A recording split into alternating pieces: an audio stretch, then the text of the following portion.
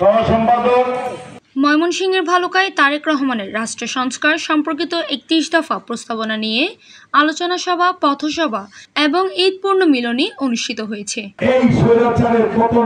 শনিবার রাতে উপজেলা রাজে ইউনিয়ন বিএনপি ও এর অঙ্গ সহযোগী সংগঠনের উদ্যোগে এই অনুষ্ঠান আয়োজন করা হয়। অনুষ্ঠানে সভাপতিত্ব করেন উপজেলা বিএনপির যুগ্ম আহ্বায়ক নজরুল ইসলাম বিএসসি এবং সঞ্চালনায় ছিলেন উপজেলা বিএনপির সম্মানিত সদস্য নাইমুল করিম জান্নাত।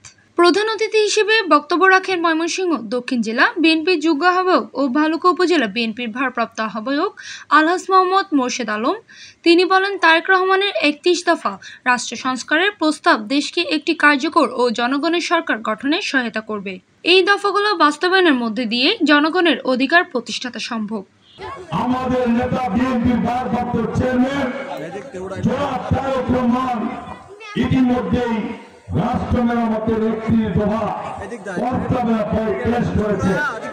আগামী এক সপ্তাহের ভিতরে বাংলাদেশে ভারতের প্রতিটি ইউনিয়ন এবং ওয়ার্ডে আমরা সেই কর্মসূচি চালু করব।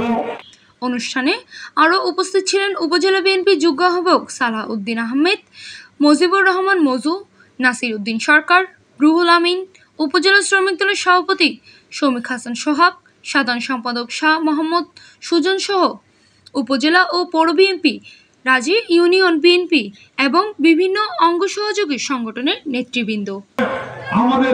অনুষ্ঠানে বক্তারা তারেক রহমানের রাষ্ট্র সংস্কারমূলক প্রস্তাবনায় জনগণকে সম্পৃক্ত করে ভবিষ্যৎ আন্দোলনকে বেগবান করার আহ্বান জানান।